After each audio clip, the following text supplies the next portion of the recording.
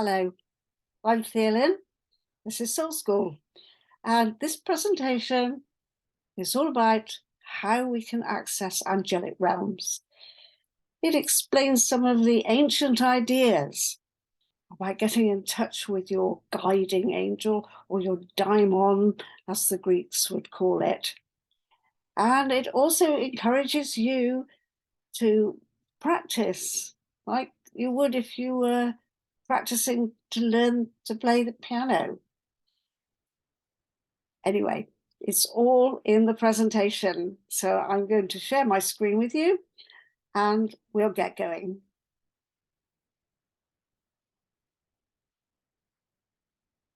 Here we come. And you can see the subtitle is Recover the Power of Your Inner Empire. Jesus talked about the kingdom of heaven being within us. And the Greek word in the gospel is actually basilica, which is an empire, not just any little kingdom, but something really magnificent and fantastic. And this is the inner world. And it's not just through the mystics, but also through what we call depth psychology, especially as encouraged by the great work of Carl Jung, which tells us that whatever is going on for us in that inner empire will have this profound, far-reaching effect on our outer world.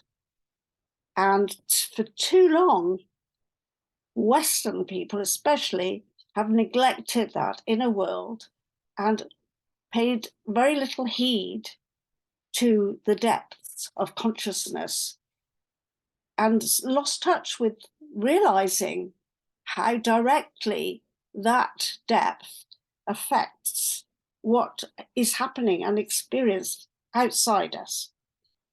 So the inside and the outside are like this. There used to be a popular saying, as above, so below, but it's also as within, so without.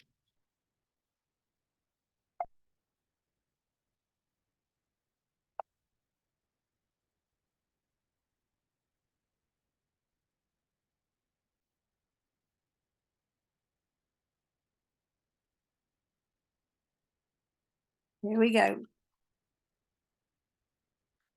So why would we communicate with the angels? I think of them as creative opportunities, and they're not really embodied. They don't really have wings. They have been given wings in our imagination because we know that they can move between different worlds. And how would a being move? Well, possibly by having wings. And we could say that they are ideas in the mind of God. They're divine ideas. And because we are made in the divine image, as it is said, our ideas are angels as well. And our inner consciousness is magical. And so when you collaborate with the inner levels of your consciousness, those levels that you very rarely pay attention to, because you are, for the most part, most of us are having to work at a very superficial level because we want to, go to work, get the family together, get the dinner made, and all the things that human beings, both male and female, have to do every day. And so we're focused on that. And we very rarely give this time to the deeper levels. And one of the interesting things that I have thought about over the years is how significant it was that the Maharishi Mahesh Yogi, who taught the Beatles how to meditate, and I learned through his school how to meditate in the 70s, how he was very keen that this technique should be taken up by what he called householders. So 20 minutes twice a day was his recipe. And he suggested that even people going out to work and concerning themselves with the bank balance all the time could find that time, and therefore they could contribute to cleansing, if you like, clearing layers of consciousness that belong to the collective. And gradually the collective consciousness would be lifted because more people, householders, not just yogis sitting in their mountain caves, were meditating, and that would help exponentially consciousness raising. So your work, my work, everybody's little bit of meditation every day contributes to the whole. So as they say, many hands make light work, many meditators make consciousness rise more quickly. And when you go into those realms and you collaborate with the angelic beings, the intelligences, the divine sparks that we all carry, then you can reclaim a relationship with what is going on in your own consciousness. And you can also explore deeper levels of the collective, which is how you can get to have communications with beings like the archangels.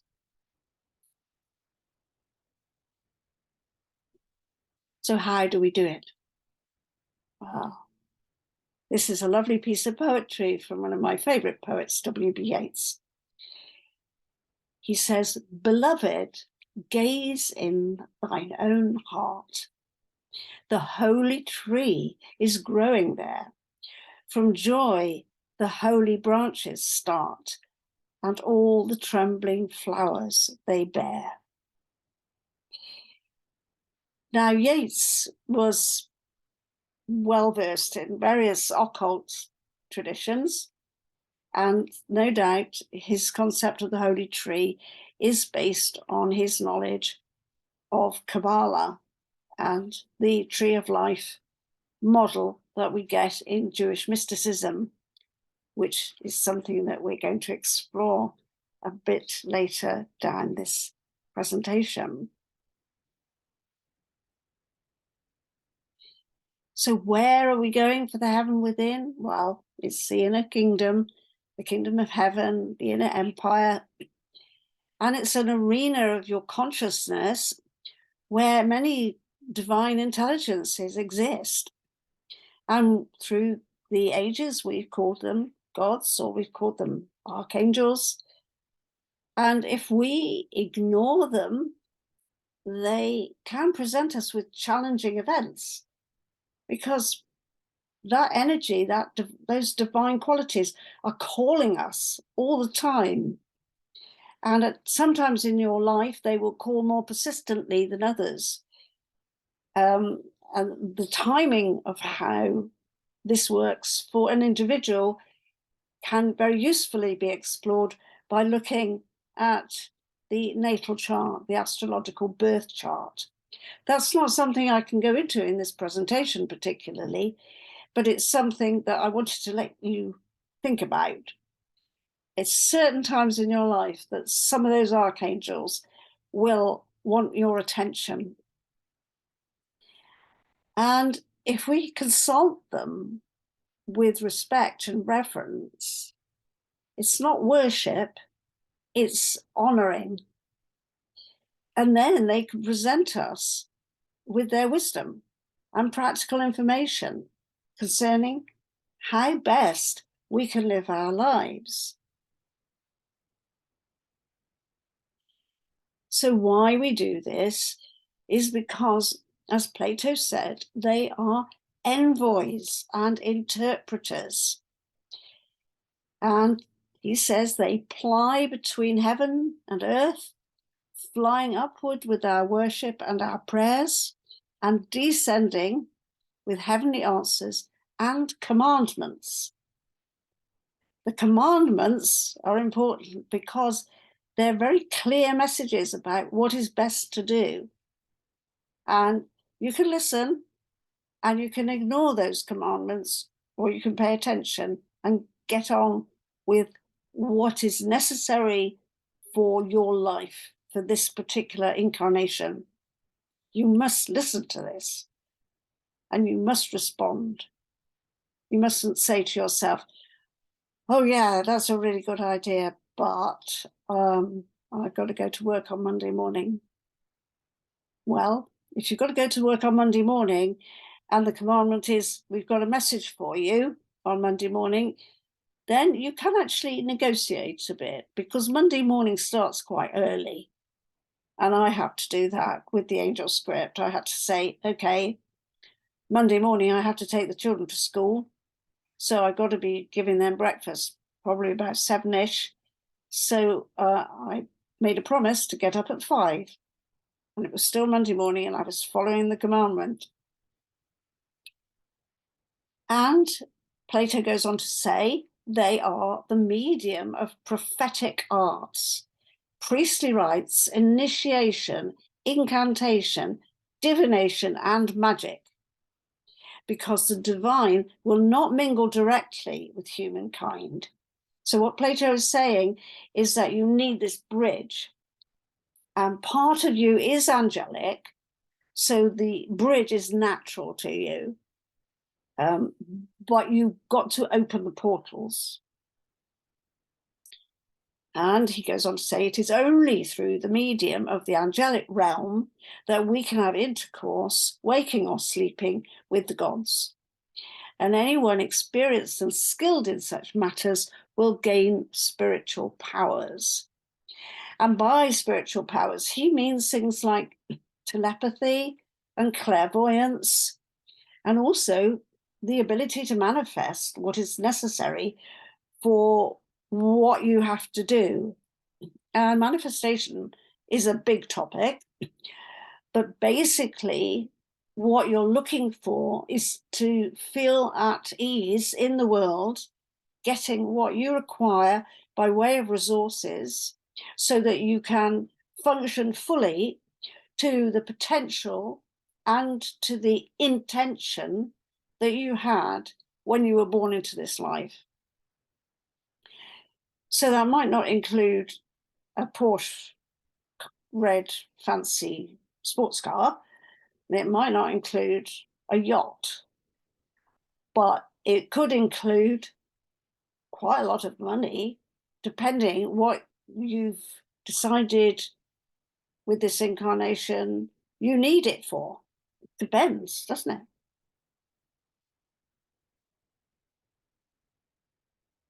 So this lovely image is often used as a cover image for a book called The Interior Castle by the Roman Catholic saint Teresa of Avila, who described how her inner work was to go into a castle that she imagined, and within the castle was a series of rooms, one nesting inside each other, and she was wanting to enter the center room where there was a light as bright as a diamond.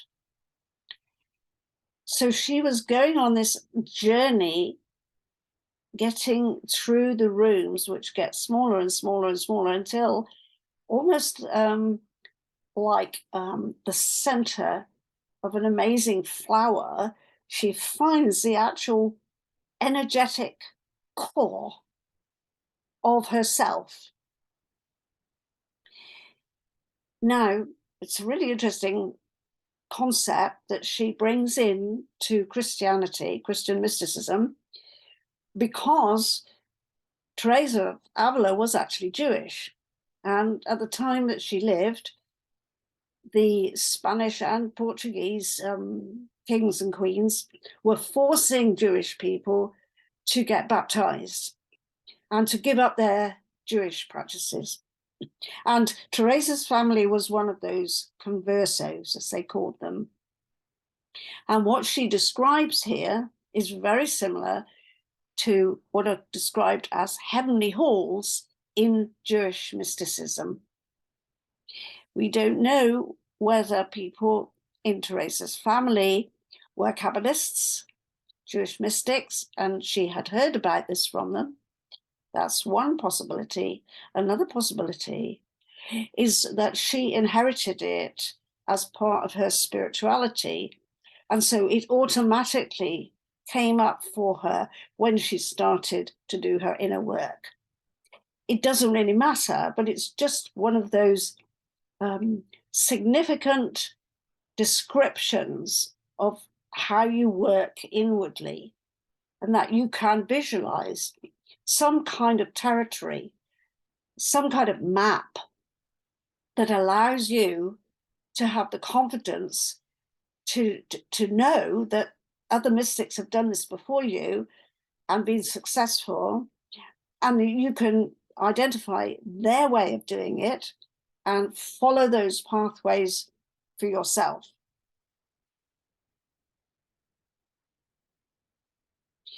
So how do you find your way? How can you explore these hidden kingdoms with the many mansions that Jesus talks about? So ancient mystical texts, much older than Teresa of Avila, who's living in the 1500s in Europe.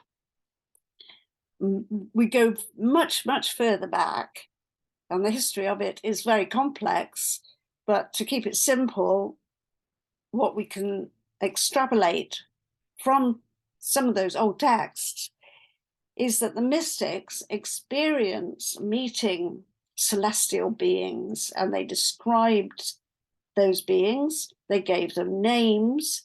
In the Jewish tradition, they are described as angels and archangels, and every archangel's name has EL on the end, meaning it is of God.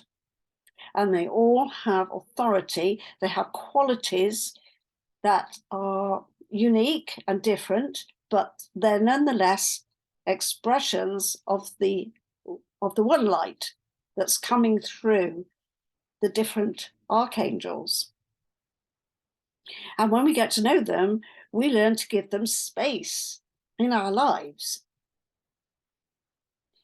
When we give them space, we benefit because those divine lights of the archangels are very enriching. They're very potent. It's like having a treasure room in which you've got a great pile of gems and crystals of different colors. And you can choose which ones you want to focus on, but they will all be willing to give you something if you are willing to give them the time.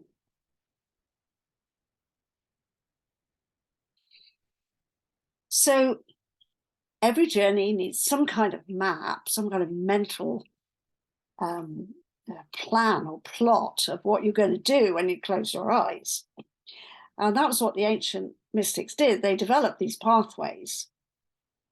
We don't know how old some of these maps are, these diagrams that we see in the mystical texts. They could be several thousand years old, you know, maybe going back into like, you know, well, BCE certainly, into the ancient Middle East, we pick them up from, but some of them also appear in similar forms in the Vedic tradition, in the yogic tradition. And often they are like a ladder or a series of levels or the interior castle. And one of the most famous ones is the Tree of Life. And it's a map for ascending and descending and choosing where to move in different levels of consciousness.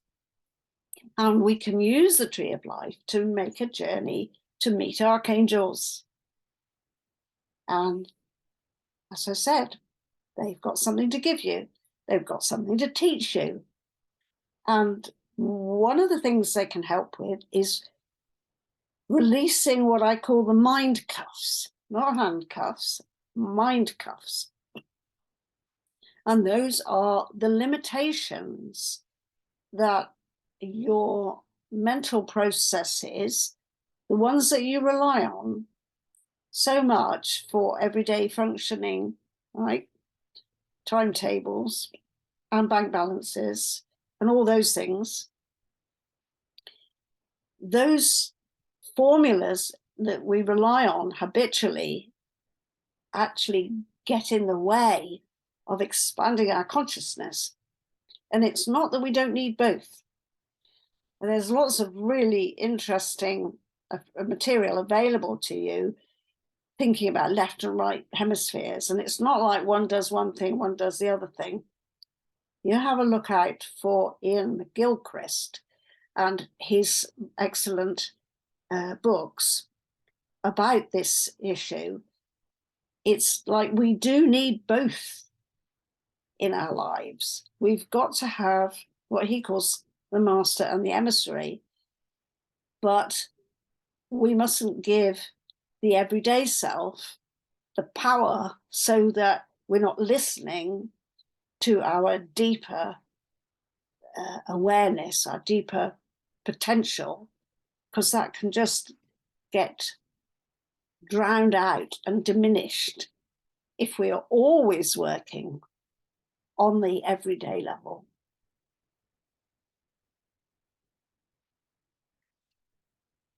So, as I said, I think W.B. Yeats knew quite a lot about the Kabbalistic tree of life when he talked about the holy tree growing in the heart. And the Kabbalistic tree of life has become very well known in recent years by people who are not necessarily Jewish. And it's such a strong and useful map which describes the structures, the hidden metaphysical structures of the outer material world. And our consciousness contains the same structures. So what goes on in the deeper realms of our consciousness will have an observable effect. And sometimes it's really obvious, and sometimes it's really immediate, and you can't miss it. Sometimes it takes longer. So we need to be familiar with these hidden realms and the divine intelligences that live there, because that is part of the process of creating the outer reality. It's going on all the time, even though we're not aware of it. And as Carl Jung said, until you know what's going on there, things can happen to you that feel like fate. And in order to have some agency in your life and feel as though you are not just knocked back and forth by the outer weather, you need to be the captain of this life ship and take charge of the crew. Now, taking charge of the crew is a big step forward, and the crew are the archangels, and they are very willing to collaborate with anybody who wants to sail their ship in the best direction. And that direction, don't forget, has already been chosen by you before you came into this incarnation.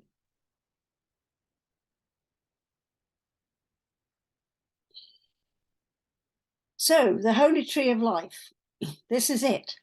This is a famous model that a lot of people will know. It's quite simple in some ways. It's a series of circles. They are called sephirot, which generally speaking means a container. And the light energy which is beyond structure, flows through this structure in order to manifest things in the world.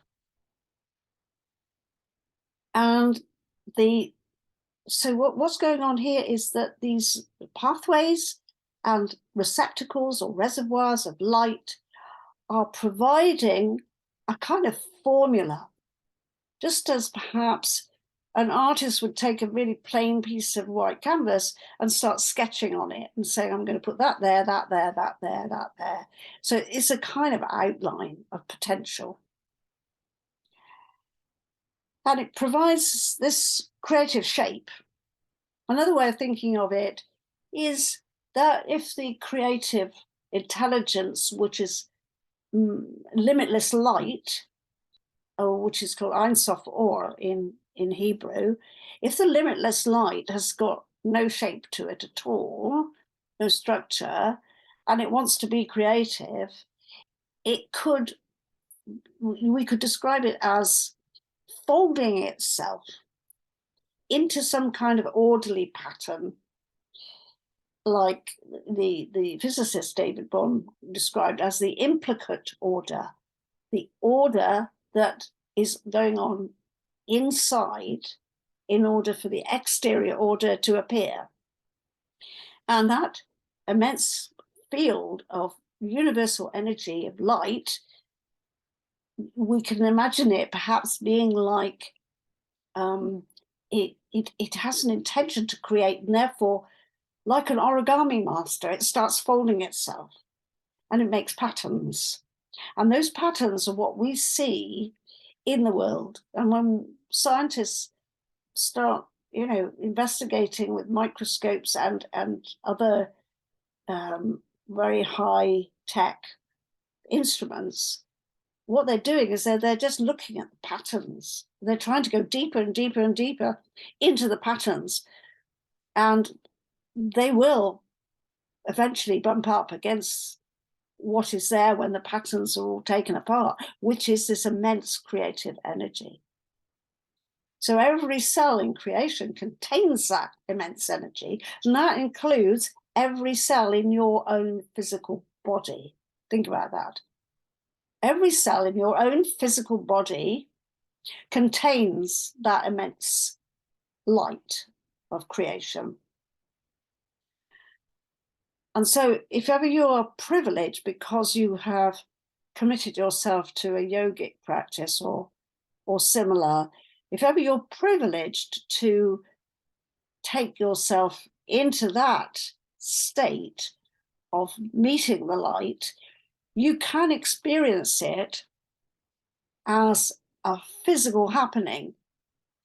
And one of my favorite sayings from Jesus is, if thine eye be single, if you are focused, then your whole body will be full of light. The whole body is full of light all the time. You and I, for the most time in our lives, our daily lives, are not consciously aware of it. And the reason that I do this teaching is because when I was 30, I had a direct, inspiring, transformative experience of that light, which just turned my whole way of thinking about the world on its head. And that was eventually what led me to set up Soul School. So when we live in creation, we are always aware of the limitations that are imposed by it. And people often have this phrase, oh, I just want to go home, because they feel as though they're constrained, their soul, their sense of spirit is limited and restrained by physicality. But actually, once you experience the light that's within your physicality, you can have a different relationship. You don't want to go home because you are home. You're just there.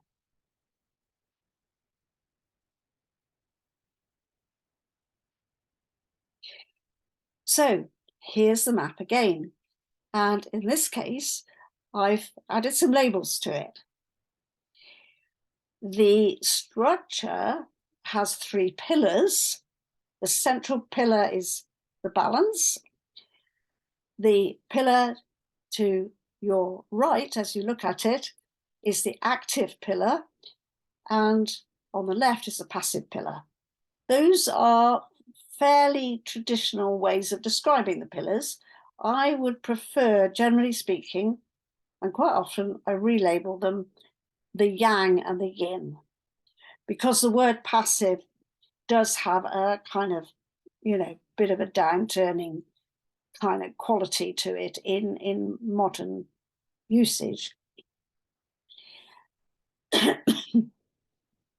But what you can see from this new version of the picture, of the diagram, is that each of those containers, sometimes called gates of light, they're called by one traditional mystic, those gates are guarded, we could say, or protected, or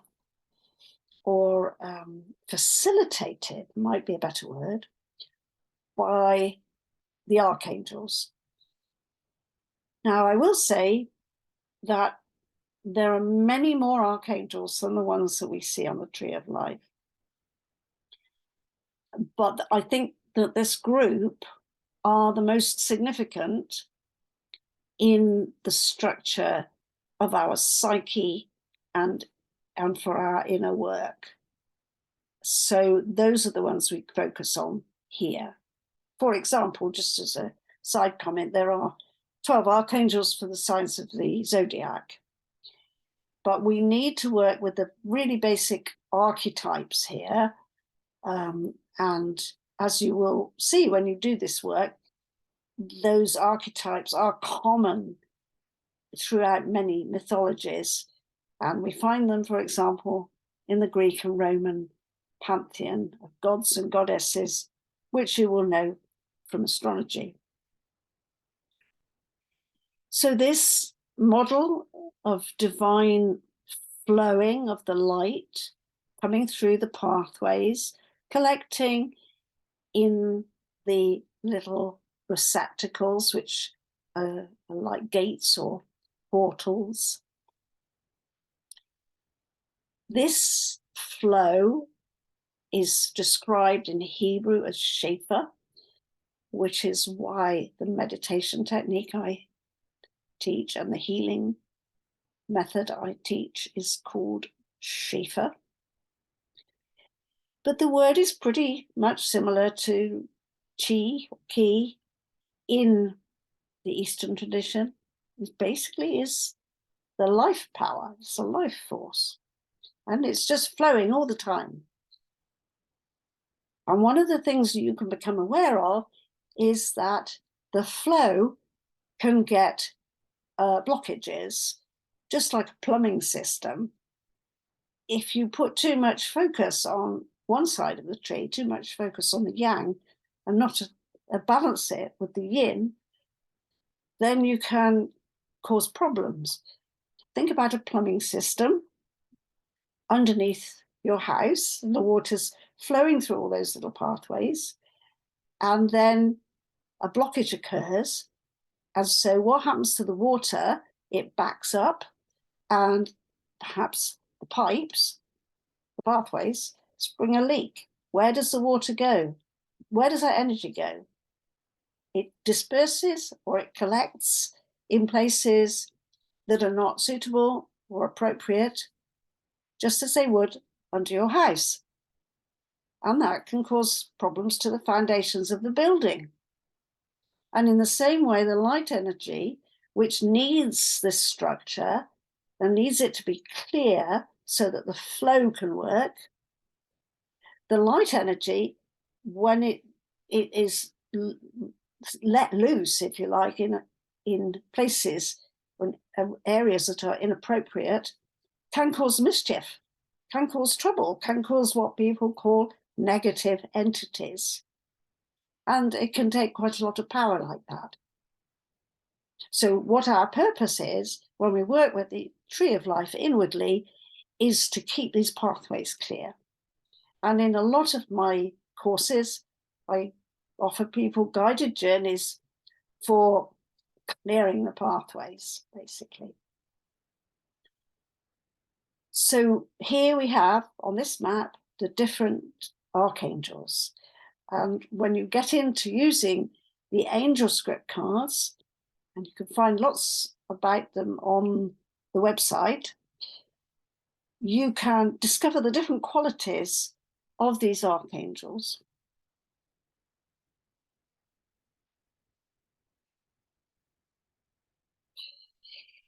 So here is another map. This is also from Jewish mysticism, from Kabbalah. And you will see in a moment that it's not completely separate from the tree of life idea. So there's this powerful ancient concept, and it turns up obviously not just in Jewish mysticism, because here we can see that it relates to the elements, which have come down to us through Greek philosophers. The concept is that at the center of everything is the light, and the light manifests itself as fire, and then as it cools down, air, and then as it gets cooler and slower, water, and then earth. Think about the Big Bang. You get the initiating creative power, boom, and you get all that fiery stuff, and then you get the gases as things start to cool down, and then you get water, liquids, and then eventually you get a crust for the earth. So the creative process is dependent on all those stages happening. And the concept with the different levels of celestial or invisible entities or beings is that each of these worlds will allow you to find a medium or an entry point through a different kind of being. So in the earth realm, clearly there are human beings. They're alive, walking, talking human beings who can be your teachers. You could talk to the nature spirits. You could have a power animal. You could talk to the spirits of your ancestors. So that's very much to do with the groundedness of our being. Then when we get to the water world, which is all about emotions and feelings, we get angels, and we get guardian angels, and daimons, I think is a better word, basically, but guardian angels, a familiar expression. And they are to do with caring and supporting us at an emotional level, reassuring us. The archangels are in the world of air because they are more to do with how things are going to be put together.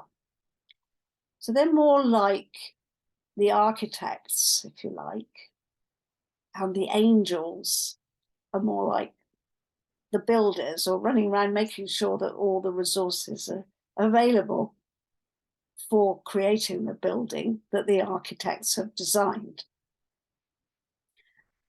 And then we get to the seraphim, and in the fire world, you could say, well, that's where the creative intention happens from the big guys who are then going to employ the architect, and the architects are going to employ the angels, and so forth.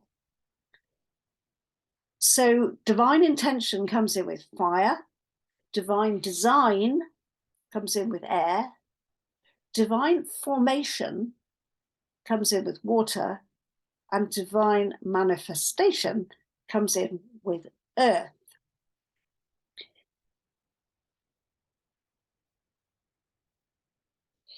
So have another look at the tree of life, because this is how you can see that the four worlds are layered onto the tree of life. So it's not just a question of going up and down, ascending and descending, it's also going deeper. So if you think of this as a concertina and see it as the four worlds that I just showed you, then you are going into the center, just like Teresa of Avila described, with going into the inner halls, going into the inner castle, as she called it. And every one of these sephira, that's the singular for sephirot, every one of them has many, many layers within it. So it's a kind of a holistic fractal model. And we can't imagine the depths and breadths of it, really. The mystics have attempted to create these diagrams, and some of them are very complex. This is, the real simple bare bones. But even while we dwell in the kingdom, because of that connection, it's like nesting dolls, because of our connection right the way through the worlds, we can still experience the other worlds, and we can communicate with the archangels.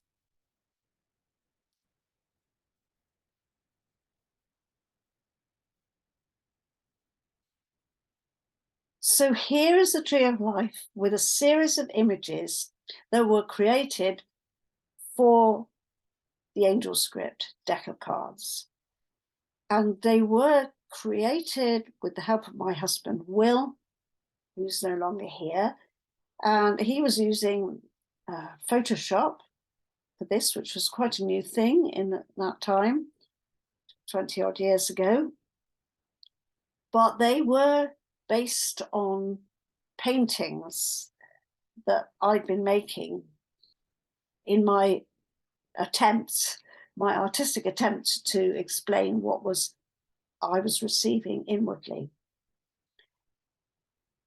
So I had started to have these spontaneous experiences in the early 80s, but it wasn't until the early 90s that I channeled the messages, when I discovered the writing of the angels, which I'll talk about in a moment. So you can see that what I've been doing with Soul School is based on stuff that goes back very long time in my story. I mean, my first experience of that light that I mentioned earlier was 1974. So that's getting on for 50 years. And I had a family to look after, but I wasn't putting a lot of time into these matters, but they kept coming through. So it's not until 1982, which is like 8 years afterwards, that I started to get this archangelic stuff coming, which surprised me because it wasn't a topic, really. Certainly Jewish mysticism was really not, and it wasn't something I was really aware of when it started. And why it should have started like that in my particular case, well, that's another story that we could explore. So Soul School and the courses that I run in Soul School are all based on the experiences that I've had over these past nearly 50 years, as well as my academic research into spiritual experiences, my training in philosophy, Western philosophy as well as Eastern, and my reading of the ancient mystical texts. So if you work with the angel script, you can use these cards to make these journeys for yourself.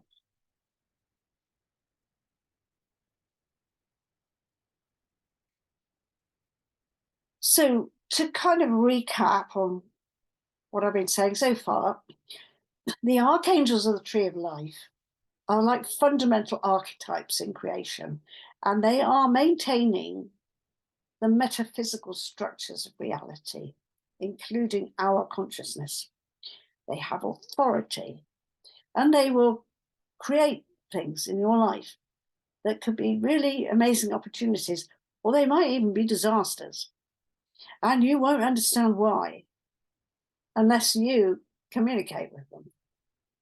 And getting to know the archangels, allowing them the space in your life, it leads naturally to healing, blessings, and abundance.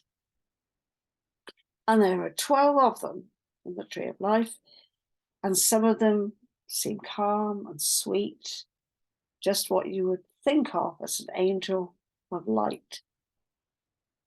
And they're very approachable, but some of them might seem quite fierce and challenging to you, depending on who you are and what you feel about creative powers. So, how do you return to the garden to find the holy tree? Well, you meditate, or you go on guided journeys, visualizations. You could work with sound healing. My husband Will used overtone chanting for his journeys. Energy work, yoga, dance, music. You need to develop your own practice. I'm offering you some suggestions, but it's very individual. And one of the key things in the process is learning to talk to your guardian angel. Some people would use that phrase, or your daimon is the Greek word. And this lovely quotation from an old guy living 1,000 years ago. He says, a certain power to alter things indwells in the human soul and subordinates other things to her, especially when the soul falls into a great passion. And this passion binds things in a magical way and alters them in the way it wants. So what he's saying is that the intensity in the soul to follow its potential and its intention that it came into this life with, when there is passion there, then things will change according to that desire. And our personal angel, or our daimon, is that passion, has that power to alter things in the best way. And I chose this image because it's not just a pretty face with white wings and a lovely white gown. It's not. It could be, but it's not just that. And it can present ideas and options for the best results in your daily life. But your everyday self must collaborate with it. And once you open the door to it, there's no going back. Although actually you could go back, but the Greeks say if you set off on the path and turn back, the Furies will go with you. So be very, very sure that you really do want to make a commitment to this kind of work. You really want to listen to the daimon. And you're willing, even if it takes you down a path that other people will clack about behind your back and say, what the so-and-so is she or he doing now?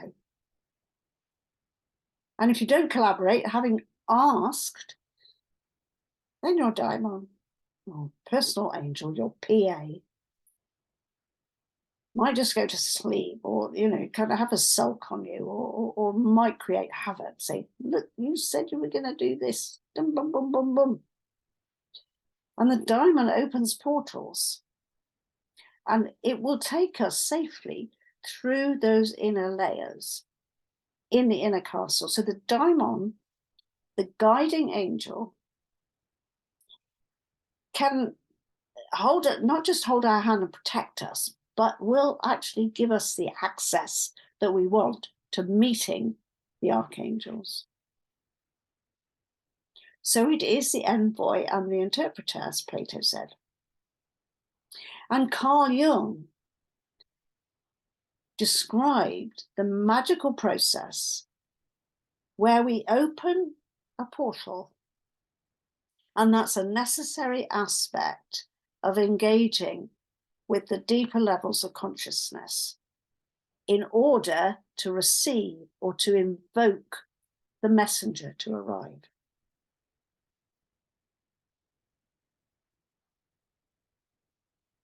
So this daimon, PA, personal angel, a director, a guide, a way shower. And it, how do you get to know it, he or she? Well, sometimes it makes its presence felt during a crisis. My husband had a car accident many, many years ago. When was it? 1982, I think it was. So he was in a car accident and the car was rolling down the road. In case you haven't already heard me tell this story, he heard a voice saying, "Don't worry, nobody's going to get hurt." And he found himself catapulted out of his body. He could see the car rolling down the road. He could see another car coming towards him. And yet this voice was saying to him, "Don't worry, nobody's going to get hurt." And that turned out to be true. But we don't want a crisis. We don't want a near-death experience. We don't want a car accident. We can open the portal by meditating.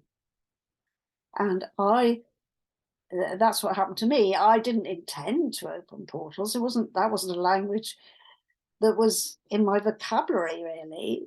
But obviously, by learning the meditation that I did, especially advanced meditation techniques, I was opening portals. And it started.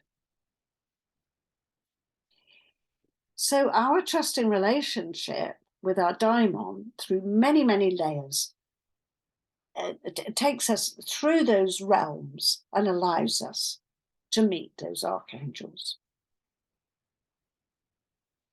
So we are living in the kingdom. We are bounded by time. But when we meditate, we can move into timeless zones. And our daimon is able to hover between all the worlds. It opens the portal to move into the next world. And, the arena of our personal consciousness and our memories and our social and family history and our ancestors. But it's when we move into the air world that we meet the archangels. And the archangels are the planetary daimons as well. So the archetypes that we're talking about here are represented in astrology. That's a topic for a whole nother presentation, really. But just to say that in your personal birth chart, significant archangels will show their faces to you. Very briefly, if you look for the rising sign, if you know the time you were born,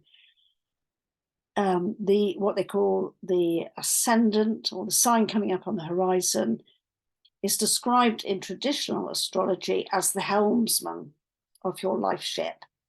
And the planet that rules that sign is the one that's a really significant angel for you. So, for example, my rising sign is Sagittarius, which is ruled by the planet Jupiter, and therefore a very potent archangel for me to work with in the chart is Zadkiel. And you can look at the planetary connections with the archangels for your sun and your moon sign. And in my case, the sun sign is Aries, which is in astrology ruled by Mars. So that's Haniel. And my moon sign is Virgo, which is ruled by Mercury, which is the Archangel Gabriel. So I have a book called Working with Archangels. If you haven't come across it, you can find out some of those things in that book.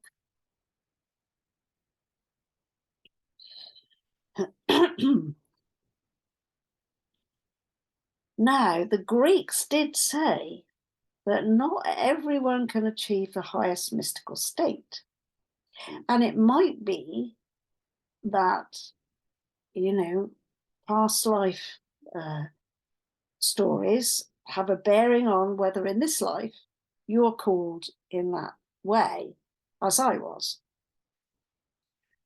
I would suggest that if you are watching this and you're watching any of my other content on YouTube, that you probably do have some kind of aptitude, as they called it, suitability, epidietes, and that you have the desire. So, you know, the gods are everywhere, said Plotinus, but cannot be received by those who intentionally or not lack receptivity. And as I say, I kind of tend to disagree with that.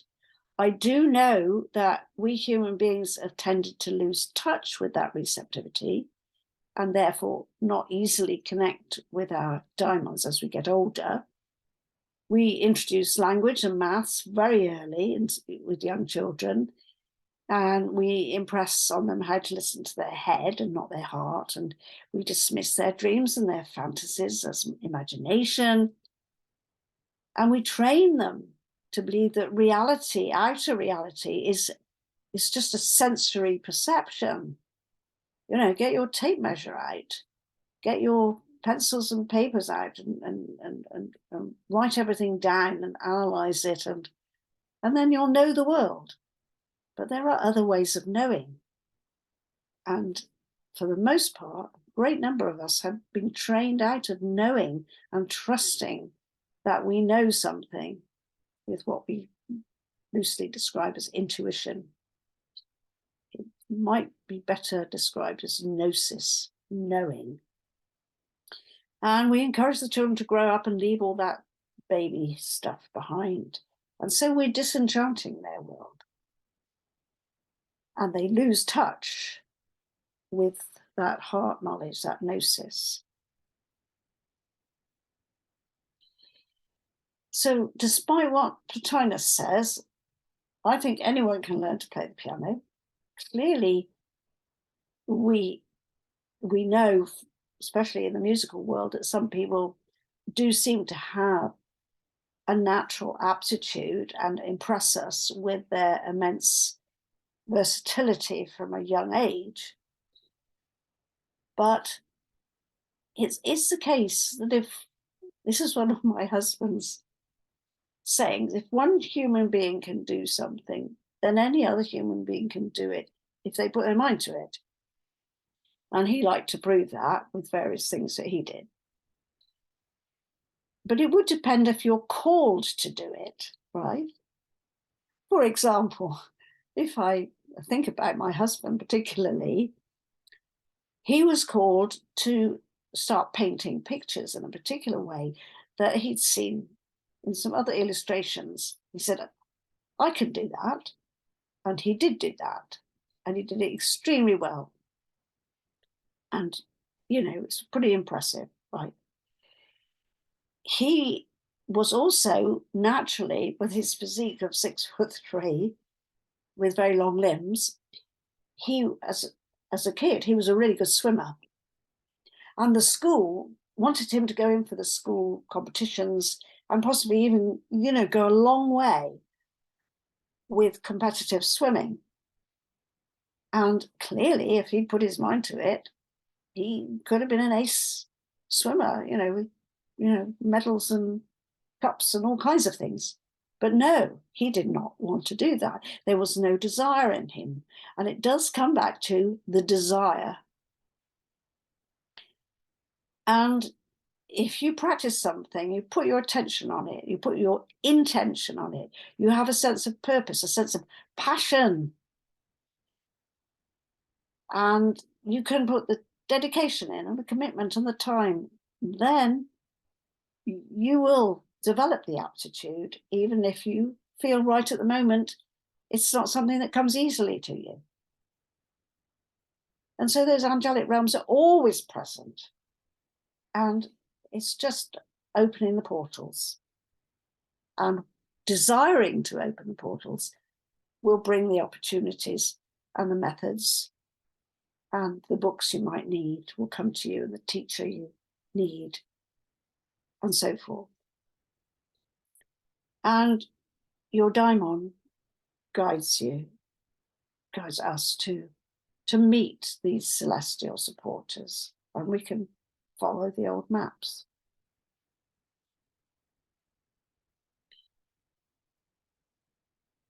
Yeah, white feathers. There was a time when I wasn't particularly clued up to the notion of looking for white feathers. And then one day I went to the British Museum in London, and I had arranged to meet a friend, colleague, who also wrote books about angels. We met in the cafe, and we said to each other, oh, look, there's a table in the corner. Let's go there, and then we'll have a little privacy, just 2 seats. Took our cups of tea to the corner. Under the table was a white feather. This cafe in the British Museum was a very, very long way from the front door. It was right in the depths. It's true, there were pigeons outside on the stairs, but, for one white feather to get under that table where the 2 ladies who talk about angels had decided to meet was a synchronicity of the first order. And it's not as though we can't explain how that feather got there and where it came from. We can explain it.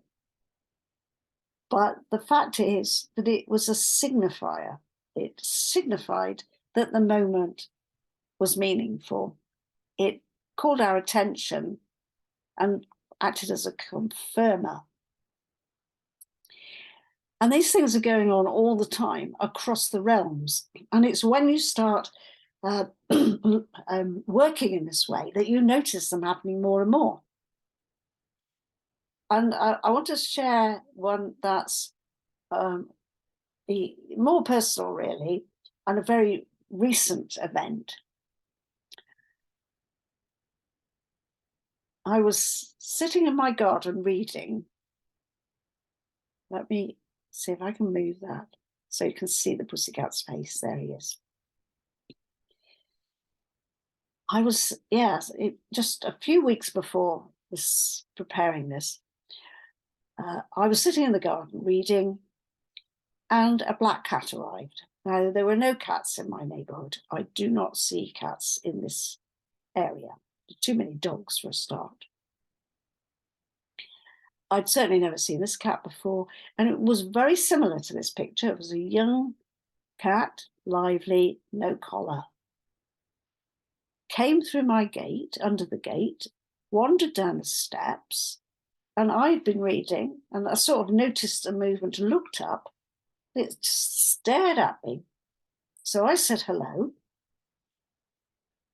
Who are you? Because I say that when a bird arrives, or,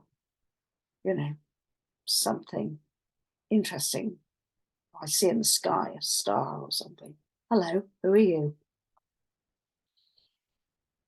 So it walked down the steps, waved its tail, and then turned off down the path behind the house, and I've never seen it again.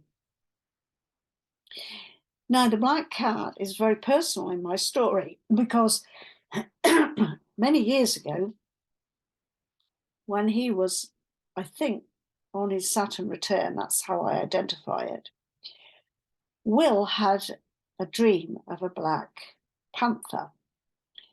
And at that time, we didn't have a cat in the house. He didn't really like cats.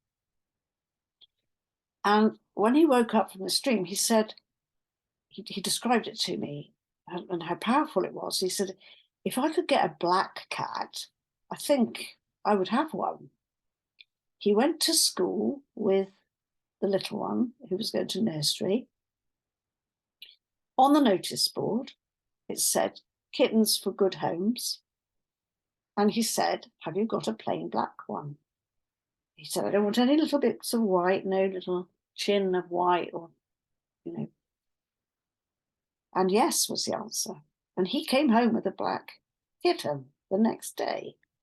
And this black kitten became his familiar, you could say. He called it Pluto after the god of the underworld. And it went to his office with him, sat on his desk when he was doing his graphics work, and it stayed with us for many, many, many years until it was old age. And then he had a very special funeral pyre celebration when Pluto died. So to see a black cat coming down my steps was a powerful indicator of something to do with my husband. And after it had gone, I turned back to what I was reading. And that was when I was really blown away. I had just received a journal for the Pre-Raphaelite Society. I'm not sure, how much you know about the Pre-Raphaelite painters. But one of them was Dante Gabriel Rossetti. And Gabriel, he was usually called by his friends. And his wife had died. His wife, Lizzie, had died, and he was full of remorse because he felt that his infidelity had led to her depression, and she had likely overdosed on laudanum. And after her death, he had gone to a seance. Victorians were very keen on seances. So this article in front of me, when I looked down, was describing how Gabriel Rossetti, with his brother, had gone to a seance to see if they could communicate with Lizzie. Now, this is a really significant thing in my life because I have never been to a seance. I've never been to a spiritualist meeting. That's not been my area, if you like. And yet, this black cat wandered down and reminded me of Will. And then the next thing is I'm reading an article about how somebody goes to a seance to contact their dead loved one. Now, at the time of making this presentation and sharing this with you, I'm still not certain whether I will follow this through by going to a spiritualist meeting of some kind. But I do feel that this this rather special and startling experience is like calling me in that direction. So it might be something that I talk about in a later video. It is the kind of thing that can happen. It doesn't have to be connected with somebody who's died, but synchronicities do tend to hover around births and deaths. And I've had messages when babies have been on their way as well, so look out for them.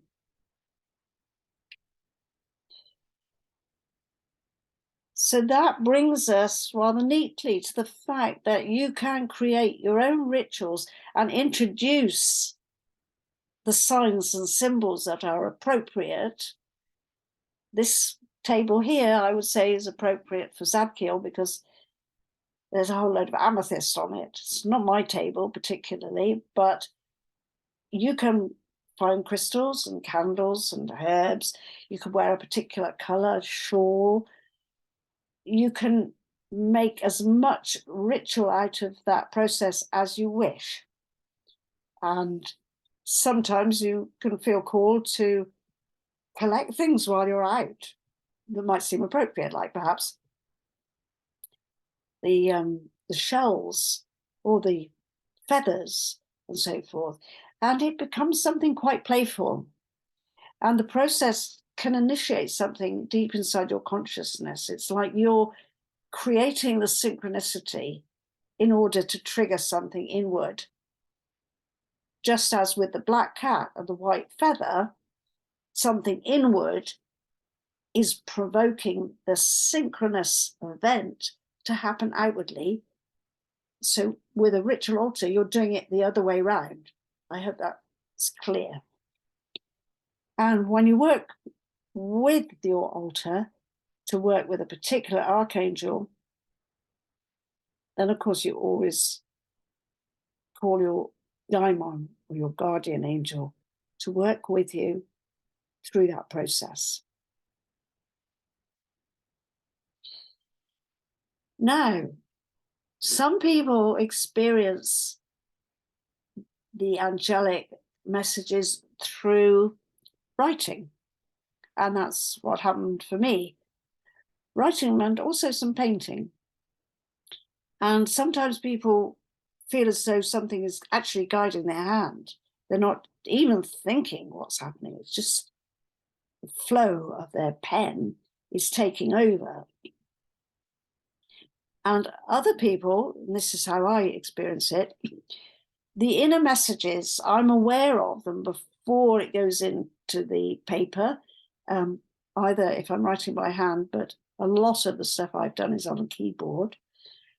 So I'm kind of aware that there's something here and then there's something there. There's not two separate things, but it happens at high speed.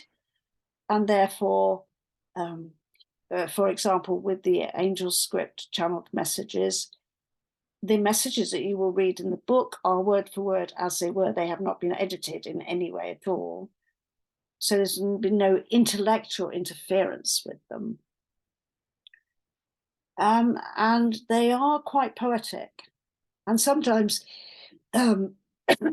sometimes things that come through for me, I would describe them as poetry, because they have a quality and they have a rhythm that feels slightly otherworldly and not in my normal speech patterns.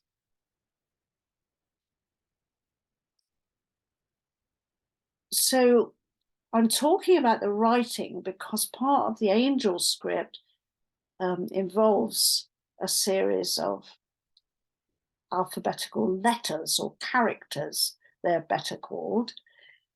And you may have already heard about the angelic writing of Dr. Dee, who was Queen Elizabeth's astrologer, and he wanted to talk to angels. He was a very brilliant man, mathematician at Cambridge University. He was a cartographer. He was making maps for the sailors like Francis Drake and Walter Raleigh and so forth. So he was highly regarded by the Queen. And his mission was to understand the relationship between the spiritual world and the material world. Fair enough. In some ways, you could say that's a kind of early scientist. But in order to do that, because he wasn't mediumistic himself, or he felt he couldn't channel the information himself, he worked with a medium. There were one or two different people he worked with, but the most famous one was a man called Edward Kelly, who was Irish and was probably a bit of a dubious character.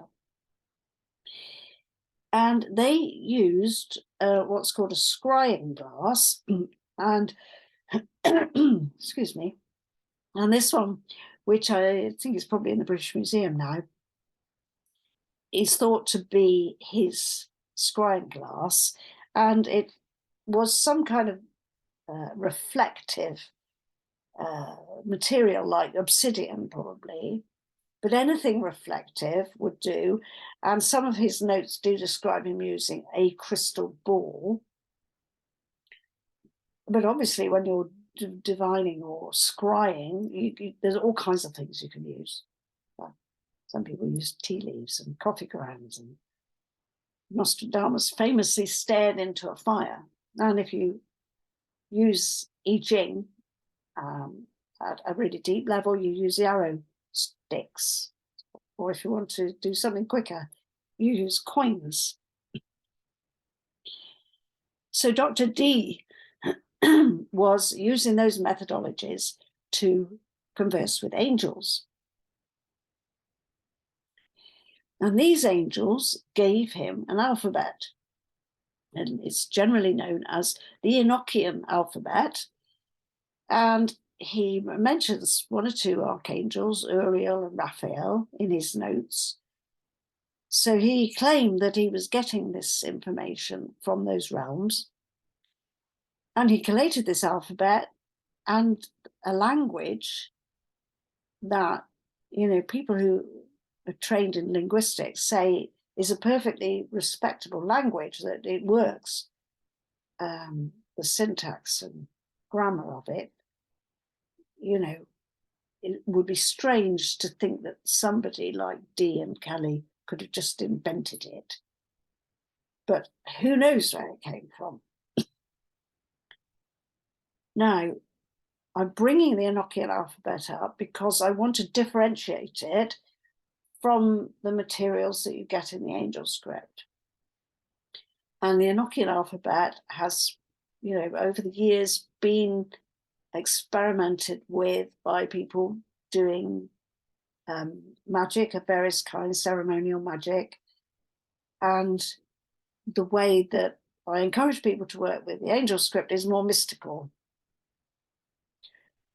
And I've always been a bit concerned about Dr. Dee's motivations for contacting the angels, because he was tied in with political powers of his time, and he was very anxious to earn some money because he had a lot of children. And we have records of him asking the angels to help him find buried treasure and so forth. So he wasn't a mystic. He was a pragmatist. He wanted to know this stuff in order to have worldly success. Now, that's not necessarily a bad thing, but let's just say that the mystical journey will be accompanied by gifts and blessings. And that is a better way to look at it than just saying, give me the blessings first. So I've just dropped Dr. Dee in there just to help you see that although there are angelic alphabets around, that the one that we use for the angel script is quite different from the Enochian alphabet.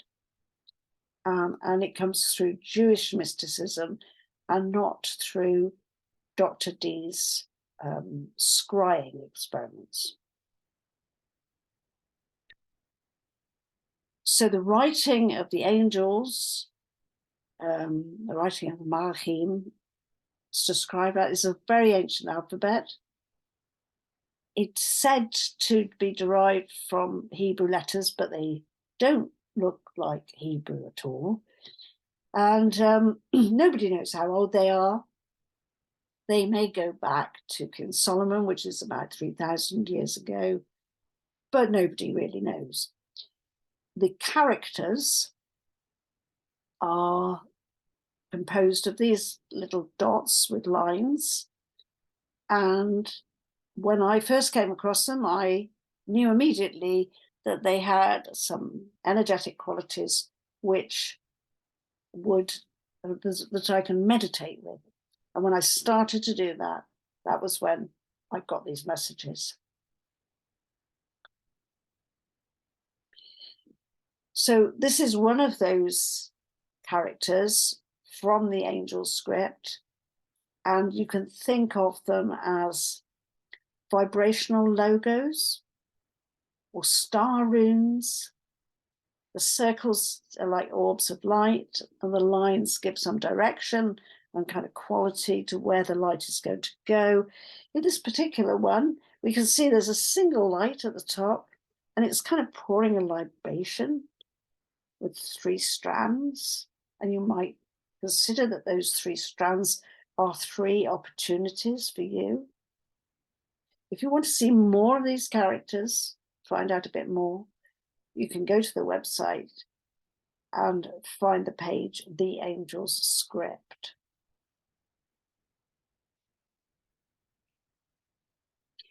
So what it comes down to, it's not whether you can do this, it's whether you want to commit your time. So ask yourself, do you feel you have a natural aptitude? If not, do you have a powerful desire to develop the receptivity? And if the answer to that is yes, I would say everything can be accomplished with desire, dedication, and discipline. So you make the commitment, like I did, 5 o'clock till 7 o'clock every morning in the middle of winter. That was my commitment. That was how I got the messages. And then I took the children their breakfast and I took them to school. And what are the rewards? Well, the rewards are these blessings and healing and abundance and the feeling of being supported in the world in your process so that your potential can be expressed during this incarnation. It's not always an easy ride because you are dealing with the world as it's formulated at the moment, the society, the cultural structures around you, and you, as a mystic, will have to adapt. And sometimes that's not comfortable. You'll have to deal with people around you who think, oh, do you really believe in all that stuff? So the mystical path has got its downsides, you could say, but the upsides are so powerful, so glorious, so exhilarating that I can reassure you that it's worth every minute of your commitment, your time. And at this time in history, it's really significant to do this work. And this is what Carl Jung was so dedicated to explaining to people. And he saw it in terms of world history. And this is a quotation from him in 1934. So this is before the Second World War. And of course, we are at the present time experiencing collectively the ravages of part of our planet being devastated by warmongering. So it's worth having a think about what Jung was saying. He says the great events of world history are at bottom profoundly unimportant. In the last analysis, the essential thing is the life of the individual. And this alone makes history. Here alone do the great transformations first take place. And the whole future, the whole history of the world, ultimately spring as a gigantic summation from the hidden sources in the individuals. In our most private and most subjective lives, we are not only the passive witnesses of our age and its sufferers, but also its makers. We make our own epoch, we make our own world.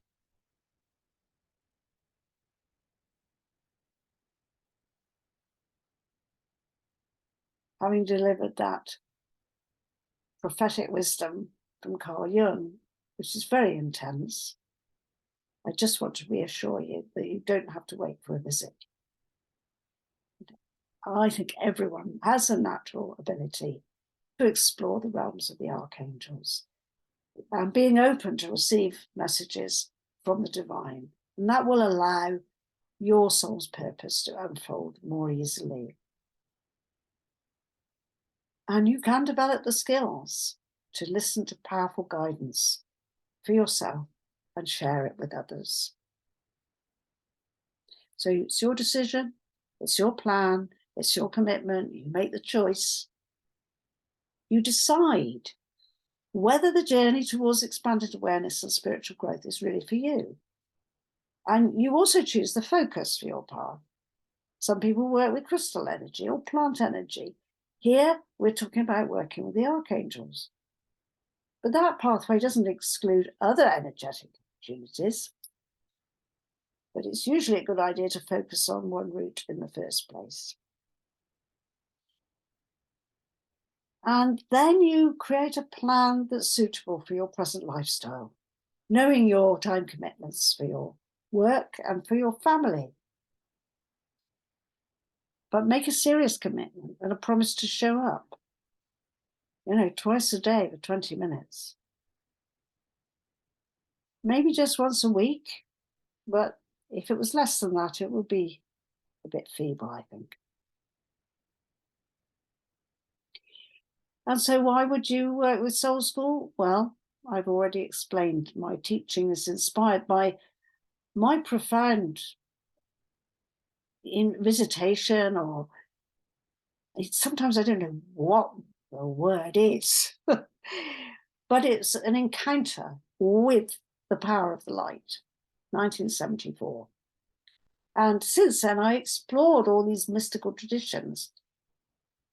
I went through all kinds of academic courses and studied comparative religion and near-death experiences and angelic visitations. And I published lots of books, and I've given lectures at universities. But all the time, I've been expanding my consciousness through meditation and allowing the archangels and other spiritual guides to give me the information I need. And so when I present something like this, I'm always feeling that backup for the delivery. And people who follow these courses and read my books, they often tell me how transformative the experiences can be for them. So I'm closing this particular presentation with a note about a course that is running in the summer of 2023. And if you do happen to see it in good time for that, then please get in touch with me and I will send you the syllabus. If you pick up on this presentation after we've started, which is June the 22nd, 2023, then you can still follow the access to Angelic Realms course without the Zoom classes that are mentioned here. But if you've followed this and you're interested in anything that I'm offering through Soul School, then just don't hesitate to get in touch with me, thealyn@thealyn.com. And I'll leave all these details up on the screen for a moment or two. But I wish you well. And I'm so pleased that you've followed me all the way through. And I hope to meet you sometime before long. Goodbye.